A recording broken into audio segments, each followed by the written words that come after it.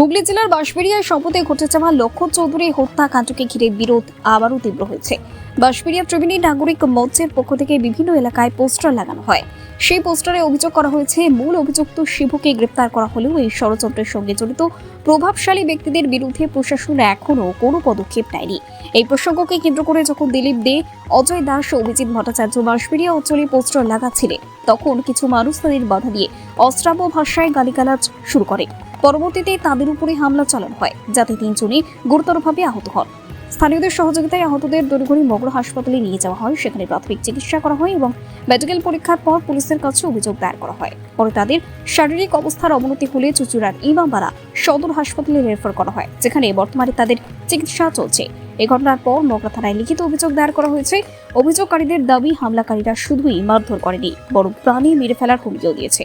পীড়িত পক্ষের দাবি, এই গোটা ঘটনা নিরপেক্ষ তদন্ত হোক এবং হত্যাকাণ্ডের পেছনে জড়িত প্রভাবশালী ব্যক্তিদেরও আইনের আওতায় আনা হোক। অন্যদিকে বর্গ থানার পুলিশ ইতিমধ্যেই মামলা রুজু করে তদন্ত শুরু করেছে। লক্ষণ চৌধুরী বিগত 1 মাস আগে হঠাৎ নিখোঁজ হয়ে যায় এবং পরে পুলিশের কাছে যারা ধরা পড়েছে তারা স্বীকারোক্তি দেয় যে লক্ষণ চৌধুরীকে তারা খুন করেছে। তার প্রতিবাদে বাঁশবেড়িয়া শহরের নাগরিকবৃন্দরা রাস্তায় নেমে পোস্টারিং করছিল যাতে দোষীরা উপযুক্ত শাস্তি পায়। এবং সেই সময় কিছু দুষ্কৃতী তাদেরকে আমাদের দিলীপ দা, গদাই দা, সানি দা, অভিজিৎ ভট্টাচার্য এদেরকে ধরে অতর্কিত হামলা চালায় এবং মারধর করে।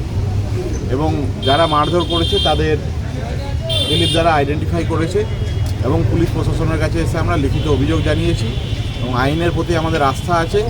আশা করি আমরা সঠিক বিচার পাবো এবং উপযুক্ত দোষীরা যাতে পানিশমেন্ট পায়, শাস্তি পায়, তার জন্য আমরা প্রশাসনের কাছে দাবি জানাই। যারা কি পোস্টিং করছিল তারা কি বাঁশবেড়িয়া ত্রিবেণী নাগরিক মঞ্চের সদস্য? বাঁশবেড়িয়া ত্রিবেণী সাধারণ নাগরিক। এই অন্যায়ের বিরুদ্ধে মানুষ যাতে সুশাসন পায়, মানুষ কারোর বাড়ির কোনো মা যেন সন্তান হারা না হয়, কোনো ভাই যেন তার পরিবারের অপর ভাই হারা না হয়, তার জন্য আজকে আমাদের বাঁশবেড়িয়া নাগরিকবৃন্দর, আমাদের বাঁশবেড়িয়া নাগরিকরা প্রতিবাদের জন্য পোস্টারিং করছিল এবং তাদের সময় দুষ্কৃতীরা অতর্কিত হামলা করে এবং গভীরভাবে তাদের আহত করে। তার বিরুদ্ধে আজকে আমরা সবাই মিলে থানায় এসেছি এবং থানায় লিখিত অভিযোগ দায়ের করে। কোথায় কোথায় লেগেছে এদের চোট? মাথায় লেগেছে, বুকে লেগেছে, পিঠে লেগেছে এবং শরীরের বিভিন্ন জায়গায় ইনজিউরি আছে। তাদের কি দিয়ে মারলো? কিছু মানে অস্ত্র দিয়ে মারছে? অস্ত্র দিয়ে মারধর করেছে, অস্ত্র নিয়ে এবং কাছে টাকা পয়সা যা ছিল নিয়ে নিয়েছে, অস্ত্র দিয়ে মারধর করেছে, মাথায় মেরেছে, মাথা ফুলে গেছে, কোমরে চোট আছে, বুকে চোট আছে। ওরা কজন ছিল যারা মারতে ছিল? কজন ছিল ওরা সংখ্যায় 8 থেকে 10 জন ছিল। তাদের সবার নামে এফআইআর হয়েছে? তাদের মধ্যে 3 জনকে আইডেন্টিফাই করেছে, তাদের নাম দেওয়া হয়েছে। চৌধুরীকে খুঁজে পাওয়া যাচ্ছে না, নিখোঁজ। মগরা থানার পুলিশ সুদীপবাবু জানিয়েছে যে বৈদ্য সাহার লোকরা লক্ষণ সাহাকে খুন করে ফেলে দিয়েছে।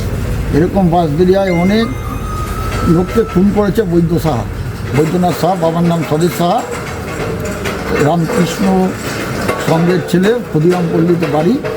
তাই আমরা বাঁশবেড়িয়ার জনগণ আমরা মিলে তার বিরুদ্ধে প্রতিবাদ করার জন্য পোস্টার মারছিলাম। তখন বৈদ্য সাহার ছেলেরা অতর্কিত আক্রমণ করে, অস্ত্র নিয়ে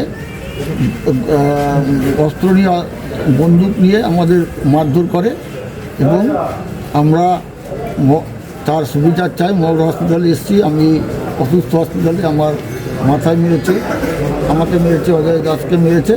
আমরা প্রশাসনের কাছে অনুরোধ করছি যে বৈদ্য শাহ ততদিন ধরে যে মানুষগুলোকে নিখোঁজ করে দিয়েছে, মেরে দিয়েছে, লক্ষণ চৌধুরীকে খুঁজে পাওয়া যাচ্ছে না। আমরা প্রতিবাদ করেছি, তার জন্য আমাদেরকে মেরেছে।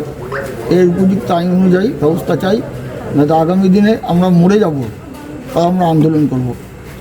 ক্যামেরা রূপমের সাথে উপেন্দ্রনাথ কল্যাণ রিপোর্ট, জজমা 24 বাংলা।